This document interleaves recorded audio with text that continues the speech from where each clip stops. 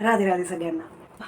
मी आहे ना माझ्या मुलीला काही काही कालावधीनंतर काही काही दिवसांनंतर आहे ना स्पिरिच्युअल गोष्टी सांगते. म्हणजे आणि ज्या स्पिरिच्युअल गोष्टी मी सांगते, माझी अशी इच्छा असते की तिला त्या लाईफ लाँग लक्षात राहाव्यात किंवा त्याचं मॉरल तरी लक्षात राहावं, जेणेकरून की तिच्या नॉलेजमध्ये पण भर पडणार आणि आपल्या ज्या स्पिरिच्युअल गोष्टी आहेत त्या तिला पण माहिती पडणार. कारण काय ना, काही काही गोष्टी generation to generation pass on झाल्याच पाहिजे.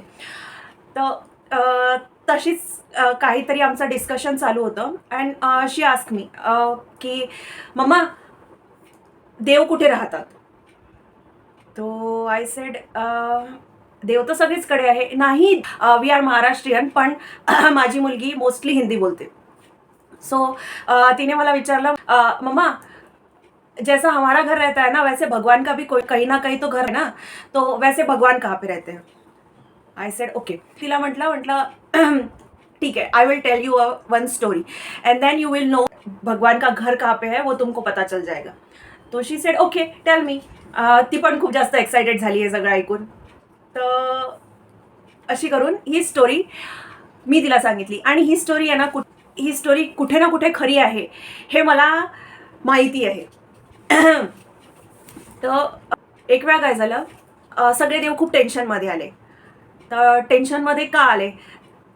देवाला वाटलं की अरे सगळेच जण सकाळी उठल्यावर मला हा त्रास आहे, मला तो त्रास आहे, आणि सगळेच जण आपलं दुखणं घेऊन येतात. कोणी पण देवाला विचारायसाठी नाही जात की देव बाप्पा तू कसा आहेस, are you happy or not, तुला काही प्रॉब्लेम आहे का, तुला काही त्रास होतो आहे का, किंवा काही.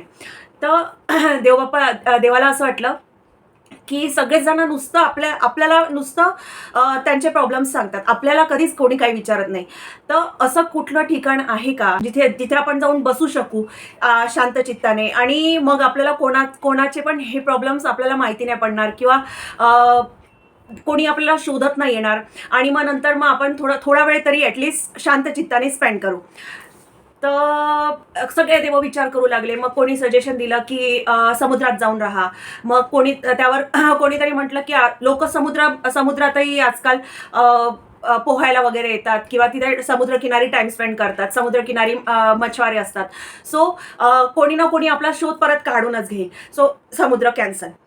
मग कोणी म्हटलं नदीत जा, तर नदीतही असं होऊ शकतं की बरेच नदीवर आंघोळ करायला जातात, मग तिथेही कोणाला भेटलं तर मग ते लोक मग परत आपल्याला त्रास देतील, म्हणून मग नदी पण कॅन्सल. मग कोणी म्हटलं की पहाडावर जाऊन राहा, तर मग पर्वतारोही पण असतात, सो पर्वतही कॅन्सल. असं करून अलग अलग ठिकाण, गुफामध्ये जाऊन राहा. मग गुफामध्ये पण शेर वगैरे असतात किंवा प्राणी अलग अलग येतात, म्हणून मग ते पण कॅन्सल. असं खूप सारे ऑप्शन्स देवाच्या समोर आले आणि मग नंतर मग त्यावर कोणी ना कोणी काही ना काही ऑब्जेक्शन घेत होतं, म्हणून मग ते सगळे कॅन्सल झाले. मग खूप विचार करून चंद्र जो होता त्यांनी एक ऑप्शन ठेवलं की देवा, जर का आपण मनात जाऊन राहिलो होतं, तर सगळ्यांनी विचार केला मनात आपण जाऊन राहिलो तरी पण ते त्यांच्या मनात तर कंटिन्युअस विचार चालू असतात ना. चंद्रदेव बोलले की कंटिन्युअस त्यांच्या मनात विचार चालू राहतात. मनुष्य आहे ना सगळीकडे देवाला शोधेल, पण तो स्वतःच्या मनात देवाला नाही शोधेल, आणि तिथेच आपण थोडा वेळ तरी आपलं शांत चित्ताने राहू शकू. तर म्हणून मग त्यावेळेसपासून देव कुठे आहे? मनात आहे. कारण आपण आहे ना सगळीकडे अख्ख्या जगात देव शोधतो. मंदिरात आपल्या देव असते, आपल्या अवतीभोवती आपण वृक्षाची पूजा करतो, गायीची पूजा करतो, सगळीकडे आपण देव आहे असं हे करतो. त्यानंतर कुठे कुठे अजून जमिनीच्या आतमध्ये, जमीन खोदली तर जमिनीच्या आतमध्ये पण देव आहे. सगळीकडे आपण देवाला शोधतो, पण जो देव आपल्या मनात आहे त्याला कधी आपण शोधतो का? नाही शोधत. तर देवाचं जे मेन घर आहे ना ते आपलं मन आहे. मी ज्या लोकांना म्हणते ना की मेडिटेशन करा, तर मी त्या लोकांना बरेचदा हे पण सांगते की मेडिटेशन करताना आहे ना बाहेरच्या जगाचा विचार करण्यापेक्षा तुम्ही स्वतःच्या मनात काय चालू आहे याचा विचार करा. स्वतःच्या मनाचा तुम्ही जेव्हा असा विचार करताना की स्वतःच्या मनात काय चालू आहे, स्वतःच्या आत काय चालू आहे, त्यावेळेस तुम्हाला तुमच्या लाईफमधले जे एक्सपिरियन्स येतात ते अवर्णनीय असतात. मेडिटेशनमध्ये आजूबाजूच्या गोष्टींचा विचार करण्यापेक्षा मेडिटेशनमध्ये तुम्ही स्वतःला जाणून घ्या, स्वतःच्या मनात काय चालू आहे ते जाणून घ्या, आतमध्ये झाकून पहा. बाहेरच्या जगात तर तुम्ही डोळे उघडे करून बघूच शकता, बट मेडिटेशनमध्ये तुम्ही आतमध्ये झाकायला पाहिजे, आणि जेव्हा तुम्ही आतमध्ये झाकून बघताना तेच रिअल मेडिटेशन आहे. आणि त्याच वेळेस तुमचं या सगळ्या गोष्टींपासून मग एक स्पिरिच्युअल ग्रोथ चालू होते असं मी म्हणू शकेल. तुम्ही पण करून बघा अशा प्रकारे मेडिटेशन. तुम्हाला ही गोष्ट माहिती होती का?